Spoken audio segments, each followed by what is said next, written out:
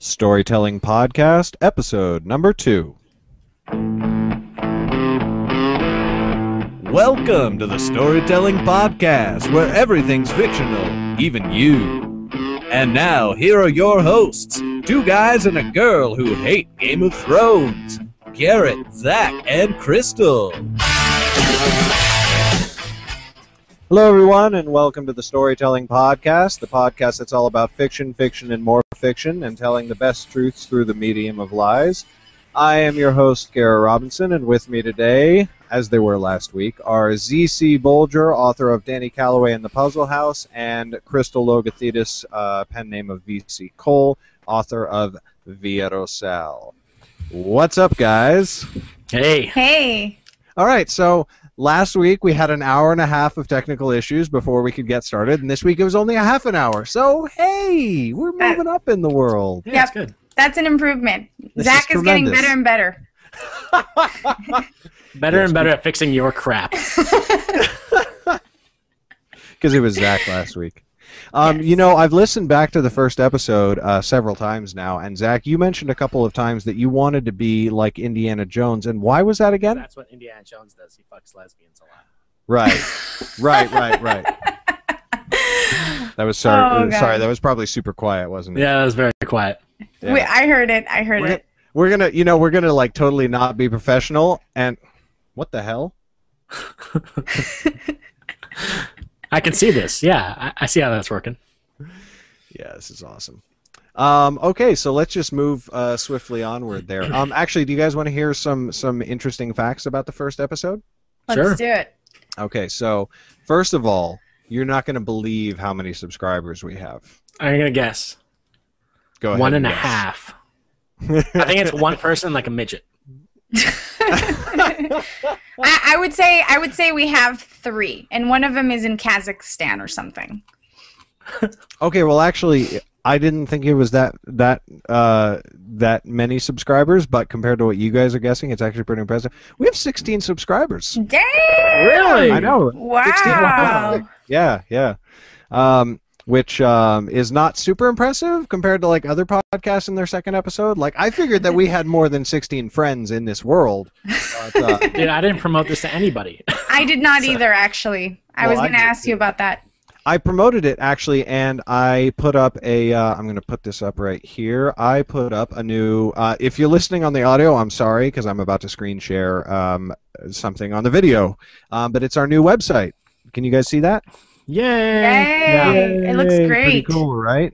You can subscribe with iTunes right there. You can get Scrivener, which we'll talk about more later. And then for the featured image for the first episode, I put the scene at the beginning of Star Wars with the Star Destroyer hunting down the whole... Yeah, that was confusing to me when I first saw it, and then I realized why the hell that was up there. I was like, oh, fucking Garrett being a nerd. Hey, Cristal, could you get your pussy out of the shot? Excuse me? Your cat is in the background. Yes. 1 second. Okay. No, don't. I was kidding, but she's gone now. Okay. Oh, we're fucking terrible. All right. I don't know why anybody listens. Is she wearing leather pants? I think she No, is. she's wearing jeans. Okay. Black Dark jeans, though. They look awesome. Wow. Really? Yeah. No, really. Is that going to be a soundbite at the next podcast we do? Cristal, can you? Yeah, totally. I don't know why 16 people listen to us. I think it was great. Yeah, no, it was totally great. No, I was listening back to the first episode. It was actually pretty awesome, you know, despite all the lesbian talk, which, you know, it was a different kind of awesome. But for some reason, I don't remember any of that lesbian talk. Well, even the the sound clip of Zach that I played, this one right here. Because that's what Indiana Jones does. He fucks I need to hear it again. I said that to you, Cristal. That is the reason we have 16 subscribers right there. That's right. Lesbians. That one You put line. lesbians in the Word notes. lesbian! Get on that shit! I have to say one thing though, which is something that I omitted in the first episode, which I actually feel terrible about, is failing to mention the inspiration behind and the reason for this podcast, which is the podcast that Zach and I have listened to for many months, which is the storytelling self-publishing podcast. And they are awesome. They're three guys. They're all independent authors, and they are strictly about self-publishing, taking your book and publishing it on Amazon. And they occasionally dive into the actual writing process and writing technology. And I wanted to do a podcast that was strictly about writing technology and, you know, whether it was for writing novels or screenwriting. But I wanted to focus on that and let them do the whole self-publishing thing. But, like, without these guys, and they're totally awesome, this podcast would never have happened. So I have a cork board right up in front of me with a note on it to do that for the first episode. But after an hour and a half of no microphone and no audio and all of Zach's technical issues, I completely forgot. So that was an omission. And then in their very next podcast, like 2 days later, they were like, "What the fuck with Garrett? Like, he does this whole other podcast." And, yeah. I haven't actually even listened to the new episodes. Yeah, no, it was pretty terrible. Actually, no, they called me out in Better Off Undead, not the self-publishing. So, you know, I mean, and nobody listens to Better Off Undead, so it doesn't really matter. I actually had some fun news, which was this week since the last podcast. I went into Starbucks really early one morning, and the barista is like, "Hey, you're the guy that wrote that book." I was like, "Yeah." She's like, "Oh, I was reading about that. It sounds really cool." I was like, "Thanks." Like, I never go into Starbucks. I don't know who the person is. I saw that. I saw when you posted that on Facebook. Yeah. How did she hear about it? Did you ask? Like, she heard through my Kickstarter that I did. Because you were featured, right? You were one of the top. No, I wasn't featured. I mean, I did very light promotion in some of very light. No, not. I'm talking about in person here in Miami. Not talking about on Facebook. That was a lot of promotion. That was a shit ton of promotion. Very light promotion here in Miami, but you know, she heard about it and she, I guess she checked me out. She checked me out. She checked you out, and she liked me. You know, it was kind of fun because it's like I haven't even fucking published my book yet, and she's like, "Hey, you're that dude." But that's, you know, I'm a white guy in Miami, so it's like. She probably says that to every white guy that walks in the door. "Hey, you're the guy that wrote that book." 90% of them are like, "What the hell are you talking about?" And 9% of them are like, "Does that mean you'll sleep with me?" And then you're the other 1%. Yeah, and unfortunately, there's only 10 white guys in Miami, so hey. Yes, so awesome. This is all good. Yeah. When is your book coming out anyway, Zach? I have it scheduled for April 1st, but I guess I'll have to get with my editor and see how fast we can get the edits done. Yeah, your editor can take your editor. It seems like your editor takes a long ass time to get back to you, and then all of a sudden he'll bang out like 20 books, 20 chapters in like one sitting, and 20 books in between those chapters. They do. Right. I've heard your editor is very creative, and you have to watch out for cuss words being put in there accidentally, and all manner of. No, for any of our listeners who are not in on the joke, I am Zach's editor, and I have a tendency to leave him comments. Now he's writing a young adult book with the characters are 13 to 15, right? It's like a PG book. 12 to 14. 12 to 14. Okay, so the characters are 12 to 14, and I'll leave him comments. I won't actually insert this in the book because I don't want to take a chance of it ending up in the final print. But I'll insert a comment like, "All right, now at this point, these two characters should start having sex." And he just like emails me back, "Wow, what the fuck?" Yeah, I'm not going to repeat any of them, but honestly, I want you to help me. I think you need to help me edit my my non-existent sex scene in my romance novel. I think you'd be perfect for that. You don't have a sex scene in your romance Not yet. novel? No, you know who you need to contact is Lexi Maxwell. Garrett will give you her email, and just write to her. Really? Is she good? Yeah. She's really good. Google, you look her up on Amazon. Buy one of her books. Check it out. Check it out.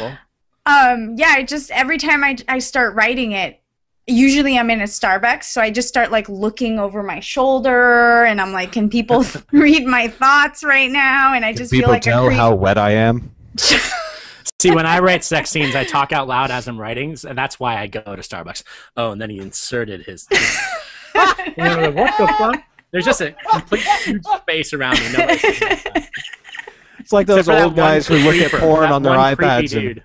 Yeah. That one creepy dude that's just staring at me. Staring at you, just like, wow.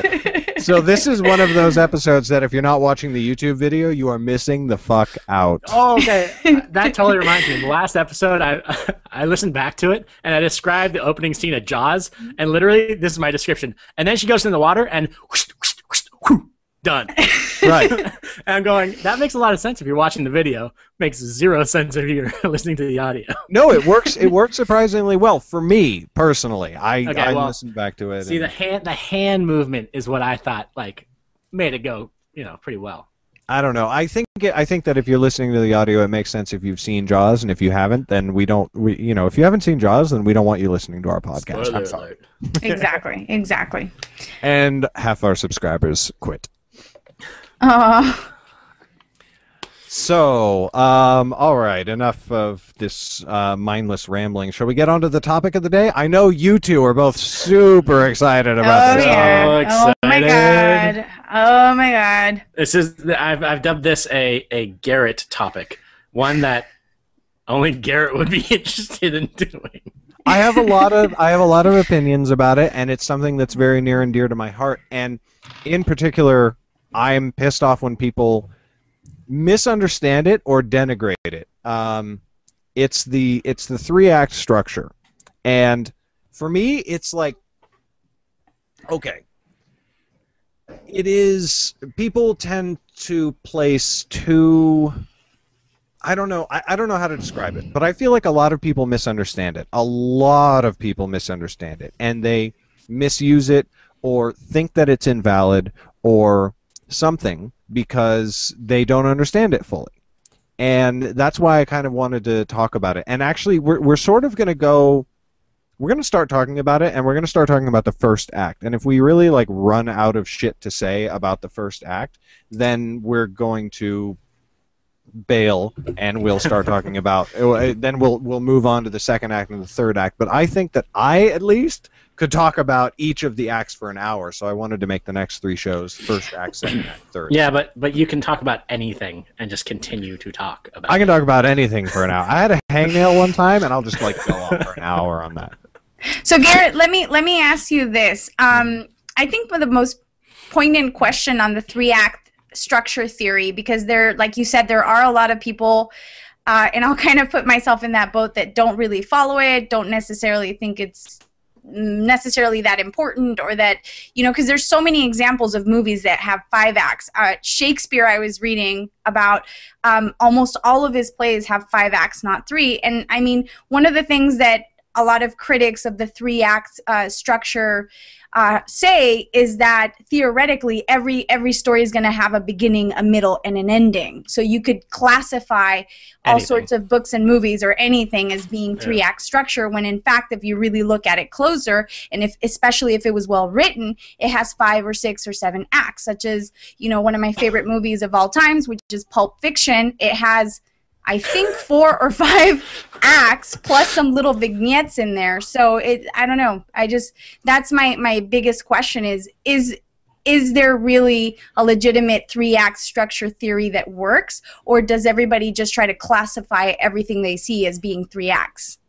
There is a legitimate 3-act structure that works. And the way that I base my 3 acts off of when I'm working... And now here's the thing about 3-act structure. 3-act structure is for a complete work. When you've got a series, whether it's a series of books or a series of movies, like my series Hit Girl that I'm writing right now. Okay. Each episode kind of has a 3-act structure, but not really, because it's an ongoing series. Because your third act, ideally, it's the end of your story. Everything is done. Everything is resolved. So if you're talking about an episodic series, you kind of, you have your acts and your structure for each episode, But like 3-act is like for novels. It can be for novel series. It's for single standalone movies. It's an encapsulating theory, which this is, this looks freaky in the YouTube, and podcast listeners are not going to be able to see what I'm doing with my hands. It's a completion. It takes things from beginning, middle to end, right? Mm-hmm. The reason that it is so workable and it works so well is that it bases itself on conflict. It goes conflict to conflict to conflict, and it brings your main character or main characters through all of the conflicts that they need in order to have their own personal story arc and make the internal change that they need in order to effect external change in the world and fix the world. Your character starts off in the first act. You see their world as is. Now, there have to be problems with that world. Otherwise, what's the story? If it was a story about a perfect world, then you have no story. Stories are based on conflict. There has to be conflict for there to be drama. There has to be drama if there's going to be reader interest. Pleasantville would be the worst movie in the world if it just stayed the super happy Pleasantville that it was relatively early on in the film. So that's what your first act is all about, is it's establishing your character's main world that they're starting off from, and all of the problems and the conflicts that start from there. I think that saying that it goes conflict to conflict is actually pretty accurate. I can see why it would make more sense. Usually, like the research I've done on 3-act structure, because I've just never really followed it, is that what everybody talks about, or most people, is that the hero has to undergo some kind of personal and spiritual growth and development, and something has to change internally, and blah blah blah. And I just don't believe in that. There definitely has to be conflict, because there has to be things that catalyze the different scenes, but I never really quite agreed with the hero has to grow and improve, because there's just so many movies where there's just none of that. I mean, Pulp Fiction, again, another example.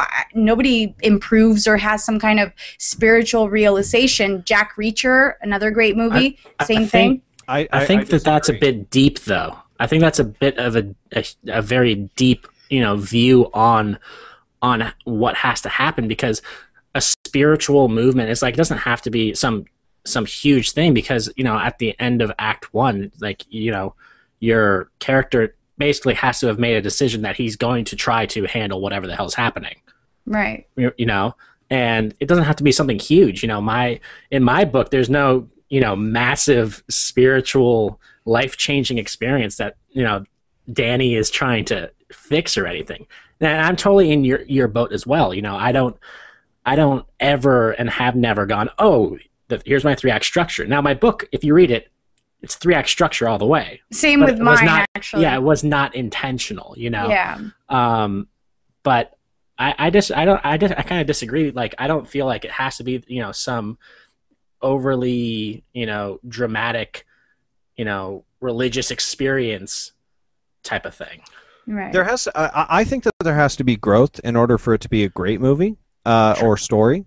I don't think that growth always happens, but going back to Pulp Fiction, dude, one motherfucker in that shit goes through, and like, it doesn't have to be religious. That's not what I was saying. But one motherfucker goes through some hardcore religious spiritual transformation, and it's Samuel L. Jackson. He starts off the movie and he's just like a hitman or whatever, and then the dude busts out of the wall and like fires at him and shoots and misses him and John Travolta with all of his bullets, and Spoiler alert. Yeah. Please, if you haven't seen Pulp Fiction by now, go hang yourself. Christ almighty. Although that was my bad. I actually should have said spoiler alert. And he spends the whole rest of the movie talking to John Travolta about, like, no, that was an act of God. Like, yeah. He believes, and the whole, spoiler alert, the whole last section of the film is him talking to the two people who burst into the diner, and they try to take his briefcase, and the briefcase has the MacGuffin in it, and he gives them this whole big long speech about how, like, now I'm going through some spiritual shit right now, and I cannot let you take this briefcase because it would hamper my personal growth. And like he actually does go through a major character change. John Travolta doesn't. And what happens to John Travolta? He gets shot in the head repeatedly. I think he gets shot in the chest. Shot in the chest repeatedly. Yeah, sorry. Falls into the Bruce bathtub. Willis does go through character growth. He survives. that's Is this a moral lesson that you have to grow as a person in order to survive in Quentin Tarantino's ideology? Maybe. He's kind of famous for... Who the hell knows what he thinks? I do. Really? No, but like in Django, I made this point. I wrote on my blog, GBR0Binson. No, on my blog, I wrote a movie review for Django. And Christoph Waltz, who won the Academy Award for Best Supporting Actor, he's phenomenal in that movie. He is supremely polite and dapper and so awesome. Such like a high gentlemanly type thing and everything. I haven't seen this movie, just so you know. Okay. No, I have not yet either. I don't want you to give anything away it. because I want to. Okay, Yeah, good. I know. Okay. Spoiler alert. No spoilers. No Headphones alerts. are off. Okay. I'm walking out right now. Come back, Zach. Never mind. But Tarantino has a way of, if you look for it, there's like a very hard moral lesson. If you don't do what I think is right, you will get shot in the face via this character. It's like, this character is this way, and I think that's the right way, and as soon as he changes from that, he gets shot in the face. Or John Travolta. John Travolta doesn't go through a whole lot of character growth in that movie, and he's the one denying God and denying religion and yada, yada, yada. He gets shot. He gets killed. You know, it's like... Yeah. I don't Vin know. Rames. Was it Vin Rames that was in that? Pulp Fiction? Yeah. No, it was MCD. MCD. Michael Yes, Clark Duncan. that's right. Yeah. Yeah. Yeah.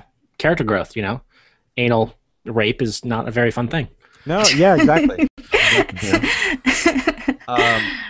But yeah, for the first act, the most, like for me, the most important part of the first, there's two most important parts of the first act. And again, I kind of take this from Save the Cat, which if you listen to the first episode and you want to write anything and you haven't bought that book yet, fucking please buy and read that book.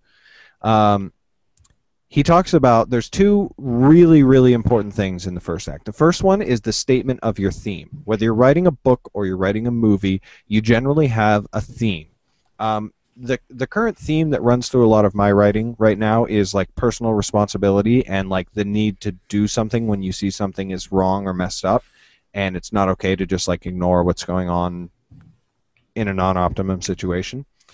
So that is a theme that, and your theme gets stated in the first act, because that's something that your movie's going to continue to refer back to and go back and talk about and that sort of thing. The other thing is the end of Act 1 and the break into Act 2, and what that is some action, conflict, or circumstance happens which shatters your hero's perfect little idyllic world, which isn't a perfect little idyllic world. There are problems and there's things, but he is complacent, and something happens to break him out of his complacency. That's what then launches the whole rest of the story. For Luke Skywalker, it's the stormtroopers coming down. It's R2-D2 first, but that's not really the break into Act 2. The break into Act 2 is the stormtroopers come down and kill Aunt Veru and Uncle Owen.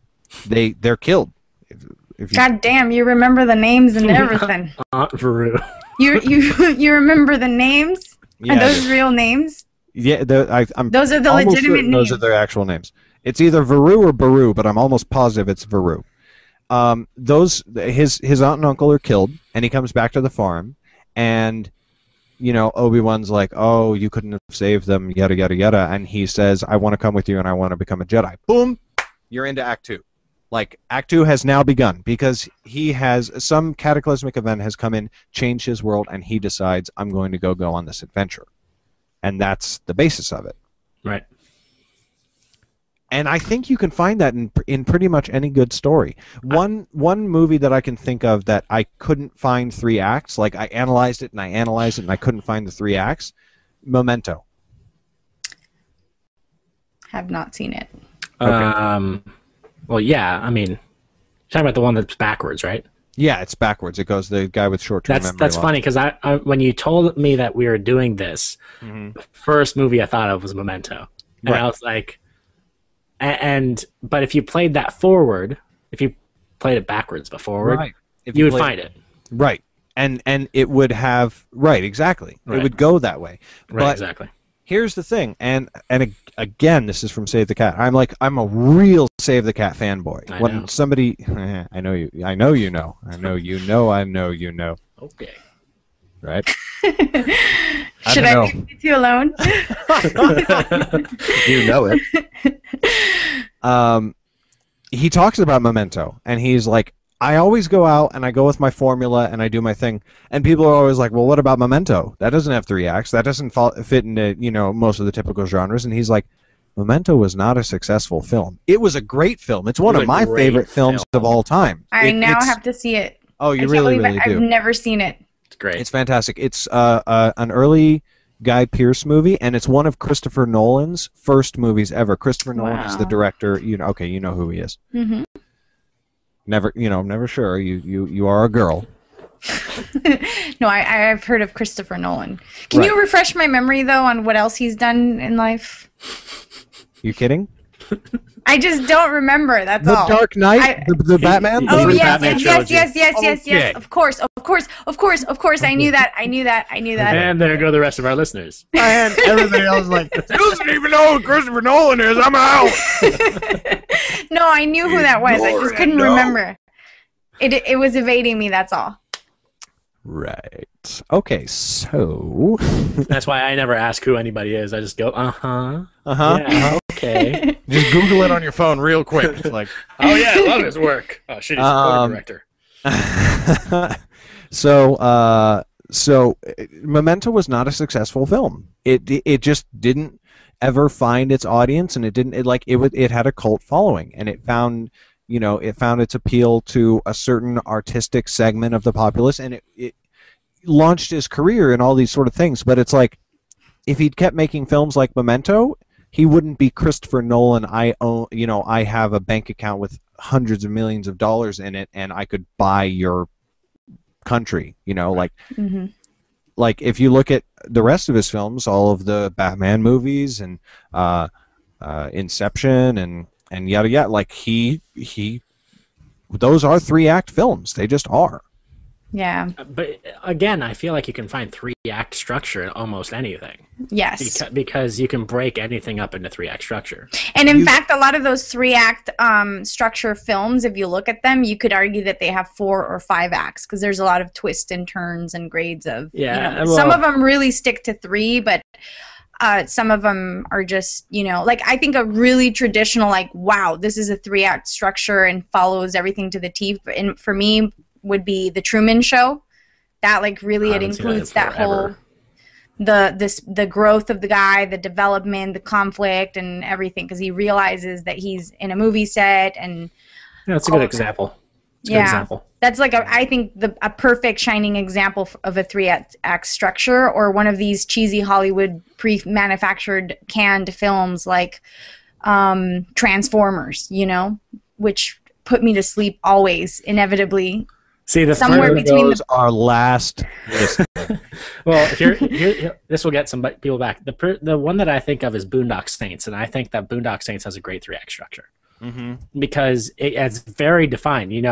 I'd have to watch it again because I haven't watched it in a little bit, but I'm pretty sure that the first act ends on the call from God. Right. Exactly. And it's like right when you see that, you go, oh, there's the end of the first act. Here comes the second act. Right. Exactly. So. And what it is it's not only a circumstance that shatters the reality of your protagonist, or protagonists in that case. Right. It is that usually after that there's a debate of one kind or another. It's an internal debate where it's like, he's like, what am I going to do? Should I do this? Should I not do this? Or it's a debate with other people. I've almost finished my first screenplay really soon now, and I'm super fucking excited about it. Like, it's going to be so awesome. Yeah. Screenplay, like feature film script. I've never finished one before, awesome. Just so you know. Oh, is that the project? Nope, never have. What? Okay. Is that the project you're working on with Nicole? My friend Nicole? I'm working on a lot of projects with Nicole. No shit. And that, if that sounded dirty, that's not how I am. I wish I were. Yeah, Zach's met Nicole. No, have you met Nicole? The Nope. sexy, bombastic blonde. I've talked to her on Facebook, and I've seen a picture of her on David's phone. Oh, Ooh, David has a picture of Nicole on his phone.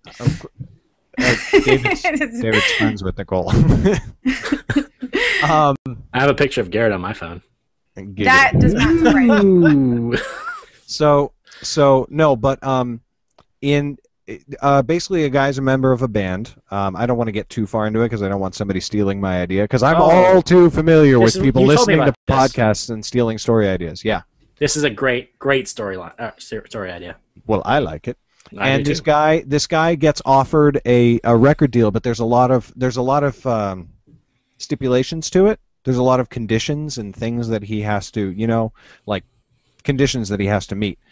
And so he goes back to his band because somebody makes him the offer. This record producer makes him the offer, and then he goes back to his band, and they're like, "Dude, take the deal. We're gonna make our first record." Da da da da da. And he's like, "I don't want to give up these things and these rights, and I don't want to do this, and I don't want to do that." So it's this debate that goes on for like 3 or 4 pages of like, should we do this or not? And then there's the personal decision by the character, and then he goes in, and that is your end of your first act and your break into your second act. Right. Get what I'm saying? Right. I get what you're saying.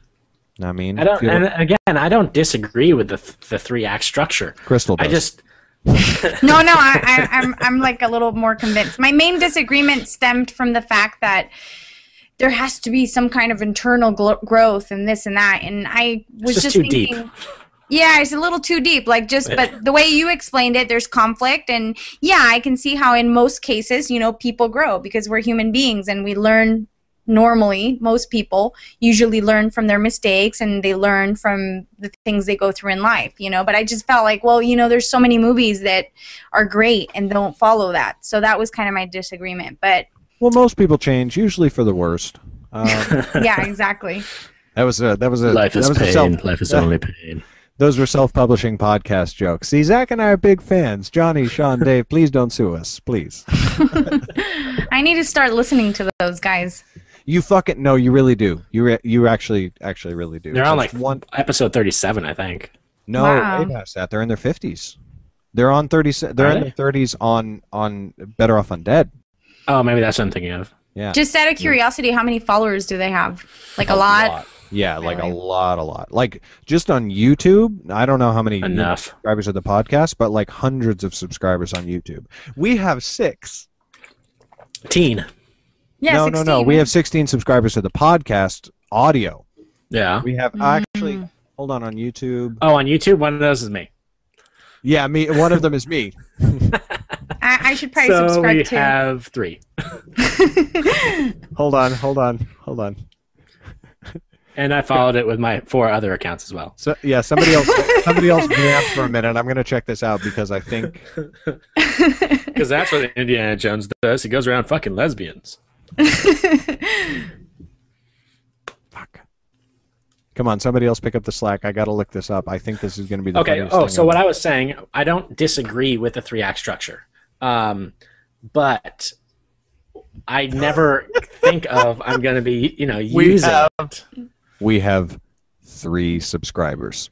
And 2 of them are you and me.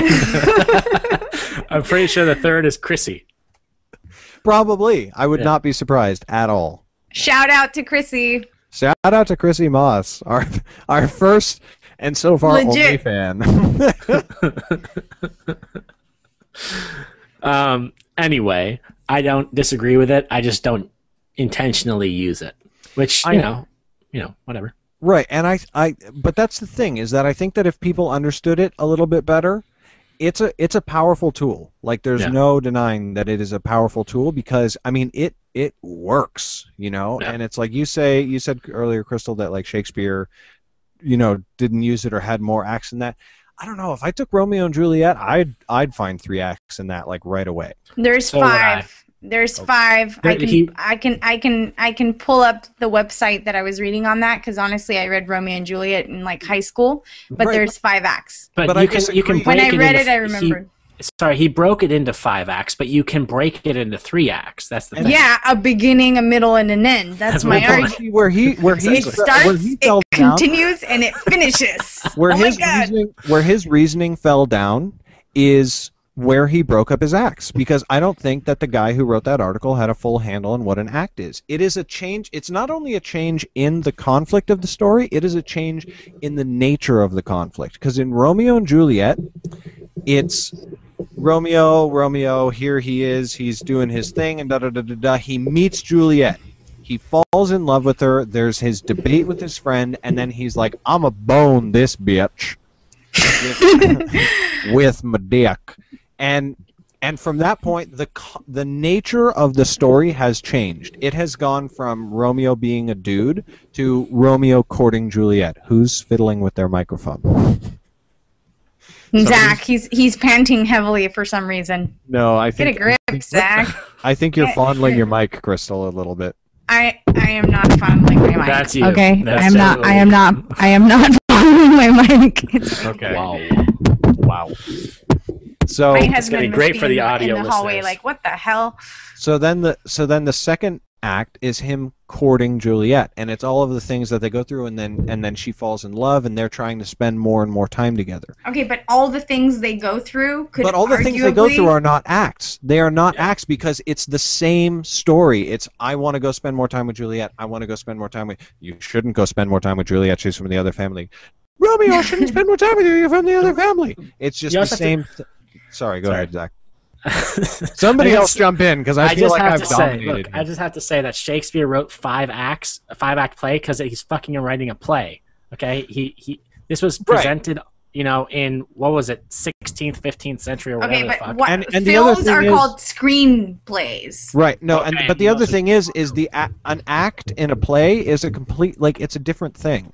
You can have exactly. You can have acts in a play that are like that's a film terminology thing, and it's separate from the storytelling aspect of writing a play.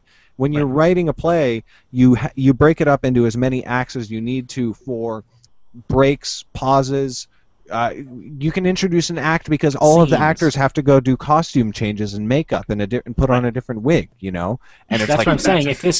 If this guy that wrote that article if this guy wrote this article and he based it off of that, then that's what I'm saying. It's like you can't base it off of that because it's written because it's a fucking play. Right. That's how you write plays. Right. So if that's what he's basing it off of, then he's talking about plays. He's not talking about books, and it doesn't matter. Right. Yeah. Okay, fine. So at this point, I feel obligated to say that I can't go for a whole another half an hour on just the first act. So I'm going to break. We're only on a half hour. About 40 minutes. We're in like 45 minutes. 40 minutes. 40. Crystal's timing. I don't want to get the fuck out of here. Crystal's like, I'm done. Me and my husband I'm going to review my story. Like, okay, where does the second act begin? Okay, so let's get into the second act. And the second act, here's the thing, and everybody talks about, like, the beginning of the story is easy, the end of the story is easy, and everything in the middle sucks. Okay, the middle of a story is usually a problem. It is usually a problem for people because when you're thinking up a story, you're like, okay, dude, what if there's a guy and he's a hitchhiker on spaceships, and there's this whole vast empire, and he just hitchhikes spaceship to spaceship, and we just follow him, and he's just a hitchhiker, and everybody thinks he's like a bum, and da-da-da-da-da, and he's just hitchhiking on all these spaceships, and that's what the story is. And you're like, that's a great idea, that's a great premise, that's a great beginning for a story.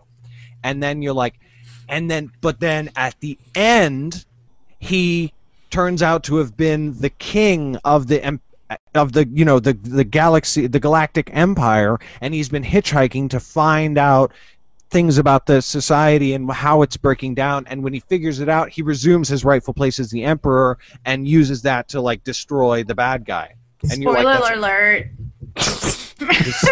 I'm making this up. No, you're not. That's Hitchhiker's Guide to the Galaxy. No, it really isn't. No, it really isn't. That is so the Hitchhiker's Guide. Oh, really? He's not the Emperor in the end? I'm like, maybe I missed that part. This is so Hitchhiker's Guide to the Galaxy. Oh my God. What the hell? He just... You're describing Jaws, Garrett. You just lost our 2 YouTube subscribers. Zach and I don't even want to listen to this shit anymore. That was so Hitchhiker's Guide to the Galaxy. It really wasn't. And he said hitchhiking. In the galaxy. Okay. And there's an empire of bureaucrats. It's not a thing. This is not a thing. What you're talking about is not a thing. Okay. So that's a cool ending. That's like a great idea for an ending. But then what happens in between? Like all of that stuff. Okay. Now, here's the thing. I think that the first act is your hero being led into a conflict that he has not truly ever noticed or understood before. So first act, it's like, boom, something happens, and he's like, I've got to do something about this, and I'm going to go become a Jedi. I'm going to take the ring to Mordor. I'm going to discover the Holy Grail. Whatever it is, he's going to go do that thing. I'm going to leave the Matrix and fight with Morpheus. All of these things, right? Like I'm going to escape the Matrix. Mm-hmm. Okay. The third act, you got to jump to the third act to really understand what the second act is all about. Right. The third act is when the break into the third act is when the hero discovers the true nature of his conflict. He discovers what is actually going on, and this sounds very deep and metaphorical. I'm only describing it deep and metaphorically because it's actually easy to think about it that way. But he discovers what really needs to be done to resolve the whole conflict, and then he does that. Luke Skywalker discovers that they've got to blow up the Death Star in order to stop the Empire. Frodo Frodo gets into Mordor and realizes that he has to cross the plains in order to destroy the ring. Neo discovers that he is the one, and he knows, and he accepts that fact, and now he can beat Agent Smith. Is that after he's been shot? Would that be the point? No. That's like the last 2 minutes of the film. I know. I just feel like that's where he realized that. No, where he realizes is where the phone gets shot in his hand. Oh, that's right, yeah. And Trinity says, "Run, Neo." And he turns and looks at Agent Smith, and she says, "What is he doing?" And Morpheus says, "He's beginning to believe." Boom! You're in your third act. Right. You know? Yeah. Okay, so if that's your third act, if that's when your hero has discovered what is the actual conflict internally and externally that he needs to resolve, what's your second act? It's what gets him to that point. And right, exactly. You just work backwards. How does he just, No, I totally agree. And to back up that point, I'm hooked up with a school out here in Miami, and I had one of the high school students ask me for some help one day, and I sat down with her because she's really interested in writing, and she was having trouble, and she had me read what she had, and it's a pretty interesting storyline, but she's like, I don't know where to take it from here. And I feel like things are changing and whatever. So, and I had read it. She basically had her first act, and she got into the second act. This person fell into the world and knew that they need to get out of this strange world, right? And she's like, I don't know where to go from here. I was like, okay, look, you need to figure out what your ending is, because once you find out your ending, you can fill in the steps between the beginning and the ending. Because if you don't know where you're headed, then you don't know how you're going to get to wherever the hell you're headed. You need to know what your goal is, or you're not going to be able to get to anything. You're just going to wander. And that's how I feel that, like, it's exactly what you're saying. I just didn't describe it in the 3-act structure because, I'm just not as sophisticated as you are. But, So, but I totally agree. Cristal, So, yeah. You looked like you were about to say something, but then No, I was just bailed. The one argument I guess I can make in favor of the 3-act structure is that you know where you're going with your story. Like you have a clear cut kind of path of what you're doing. And I've always kind of been more of an organic writer, and that's Fucking great with vegans. short. Sorry. Fucking vegans.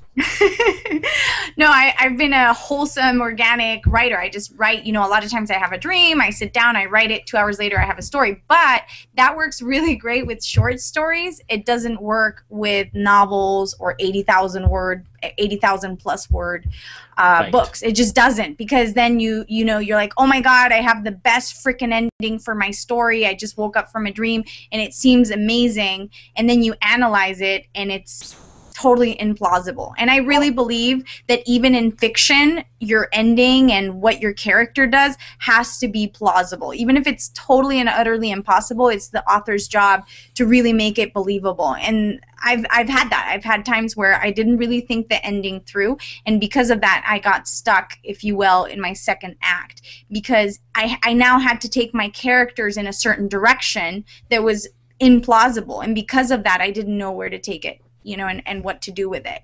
So I can see how it, you know, at least having that structure can help you finish a story. Yeah, it definitely can, and I agree with you on that. And just by taking the example of King of Kong, right? It's, you know, you have your beginning, and you had, at least when we talked about it, you had your ending for it, and you were having trouble in the middle, but you need to think with, okay, well, if that's my ending, how are we going to get from point A to B?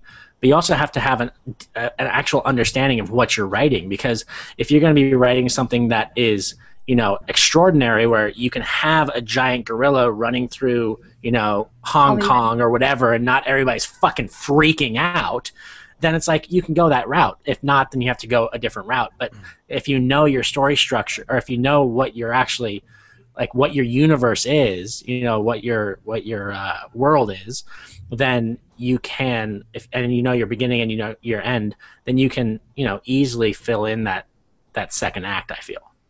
Yeah, that's true. So just to fill people in the King of Kong, or its acronym, the cock. Don't give. Yeah, God. The cock. Hold on. Innuendo. There we go. Very nice. Don't give too much away on this, though, Cristal. We don't want somebody stealing. Yeah, no, I just wanted to let people know that it's a story I'm working on. It's a short story. It's based on a dream, and I got stuck with the ending because the ending involved killing the main character in a young adult / children's book, and I'm like, you can't do that. You cannot do that. Or you can, but not with her character. Yeah, well, Twilight did. Bella died.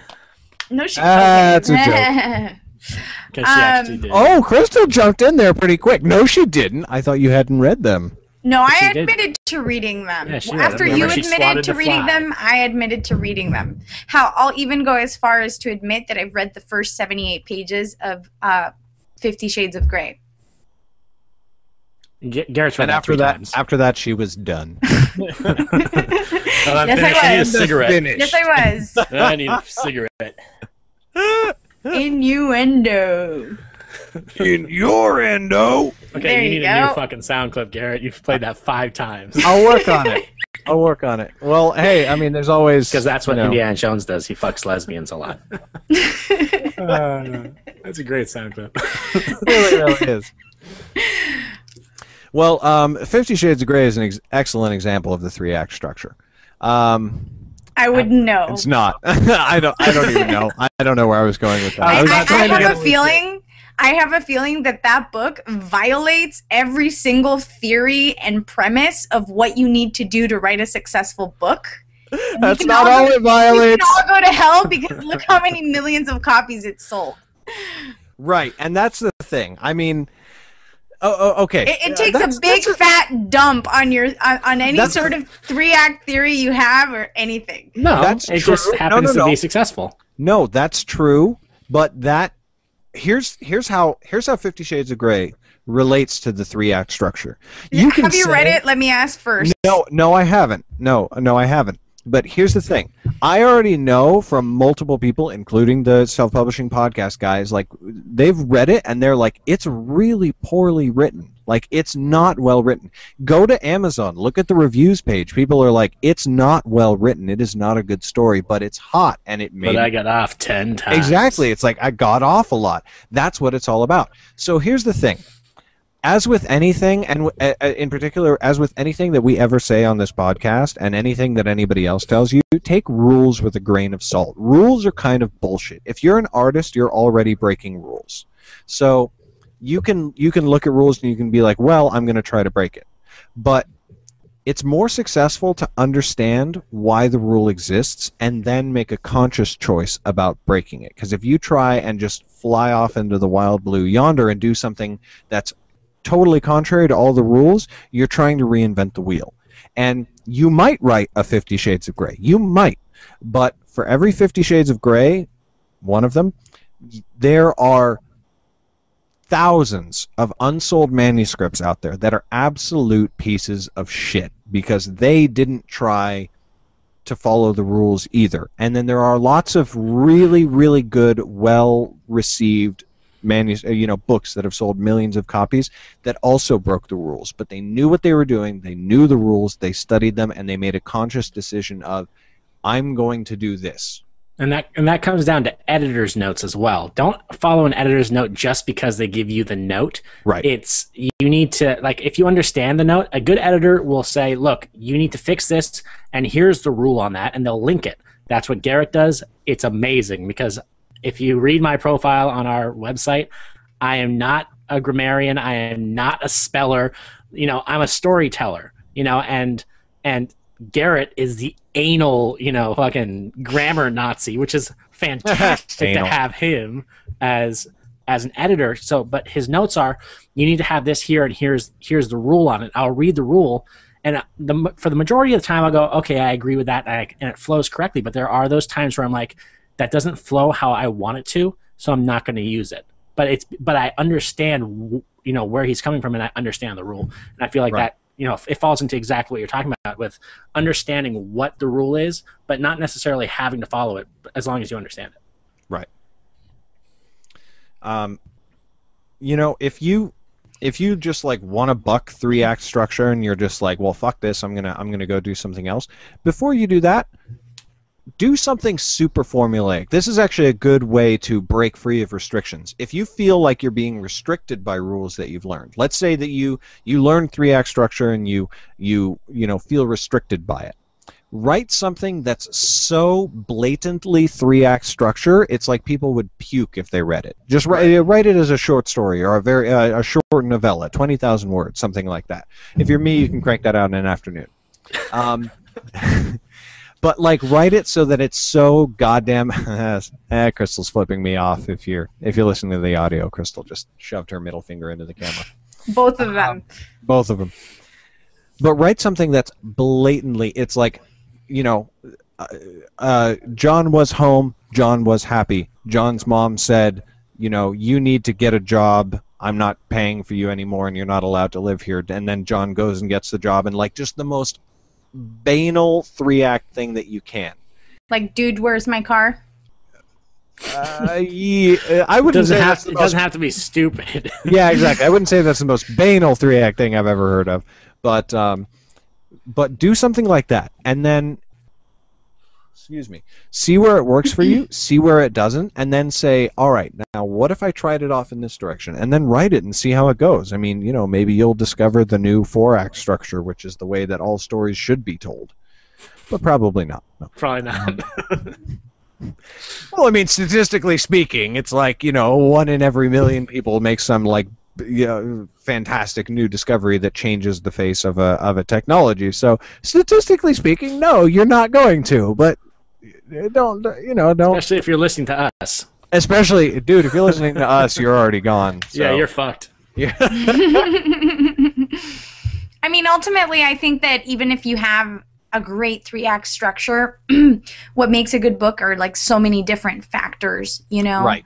That like 50 Shades of Grey, it's not a good book, but it is because look how many books it's sold. So obviously, and people have read the entire trilogy. There's people out there that have actually read all 3 freaking books. So there's something about it that works, obviously. And I just think it's a combination of factors, and some of those factors are completely out of the writer's hands. It just has to do with how the book is received and put into the market. And anyways, I know that's a podcast for another time. Right. But I was just going to say that there's a number of factors that make a good book. Like, for example, Stephen King, he doesn't always have the best structured stories, and I haven't read a lot of his books, but the endings of some of them are apparently pretty terrible, per our friend Sean Platt over at Self Publishing. But motherfucker creates characters that are amazing. That's his strongest thing. His characters are amazing, and everybody loves his characters. You can't help but be intrigued by his characters. So if you've got flawless 3-act structure, And you know what was a great 3-act structure movie with a crap ass character that did really bad at the box? Tomb Raider. Total 3-act, but she was just a boring character who never did anything, and she was super hot. But it's like I love Tomb Raider. Okay, but she was an amazing character. Yeah, she had a giant braid, and she could do all kinds of things. Really, what personal growth did she go through in that movie? Breast. Yes. Right. So she shoved her tits in the camera a record number of times. That's what her personal. Like, dude, if I want to watch a hot chick, I'll just go watch porn. I mean, I wouldn't. She was betrayed by an ex-lover or something like that, okay. and realized that you shouldn't trust anyone. That's number 2, I think. But anyway, doesn't matter. The movie wasn't that great. I feel I'd rather play the video game because that's much better. And much hotter, and you can make her do whatever you want. And that new one that's coming out looks fucking amazing. So dope. So good. By the way, I've sworn off video games. I'm not playing any video games. I don't either. I'm a married woman. I have laundry to do and other kinds of crap. Get in the kitchen. Wow, that was the most sexist thing I've ever heard from a married woman. I'm a married woman. I got laundry to do. Okay. It's not sexist. It's reality is what it is, okay? Okay. It's called the reality. All right, Andy. I'm calling your wife later. No. I'm on her side. She's on my side. Trust me. No, but as a separate note, we should get to wrapping up here. But I'm going to bring on a video game developer pretty soon here, and we're going to talk about the art of storytelling in video games, because that is one thing that I'm particularly interested in. I would love that. Ryan Alamania. You know him, Zach. Yeah. He's the lead video game developer for Rose Online, and if he happens to be already subscribed to the podcast and listening to it, I haven't actually asked him in advance. So if you're listening to this for the first time, Ryan, I just kind of assumed that you'd say yes because I know you will. Come on, and it's going to be a lot of fun. Yeah. So that's it for today's show. In summary, Cristal hates 3-act structure and thinks it's a load of shit. I did not say that. Zach that should be a sound clip. And I'm the only person who actually understands. What a dick. What a dick. He's totally putting us down. Did you see the comment that he put on the website? We hate Ender's Game. We're like, fuck you, dude. That's not what we said at all. Privilege of being the producer. Love it. My favorite one tonight was, if you're me, you can crank out 20,000 words in an evening. I wish that were. I'm glad that we did this 3-act structure in one episode instead of 3. Yeah. I'm looking forward to that shit. Yeah, no, it would have gone bad in about middle of episode 2. Yeah. So I think we nicely condensed it. Okay, I'm gonna kick in the music here. Okay, so that's it for today's storytelling podcast. You can now check out our website at thestorytellingpodcast.com. Leave us comments. We would love to hear from you, and we want to know what else you guys want to know about the art of storytelling. And we probably don't know any more than you do, but we'll give it a shot. Subscribe to us and review us on iTunes. Again, it's the Storytelling Podcast. And check out my blog at gbr0binson.com. Zach's blog at zcbolger.com, and Cristal doesn't have one yet, but eventually we'll convince her to have one. All right, everybody. Thanks a lot. Have a good night.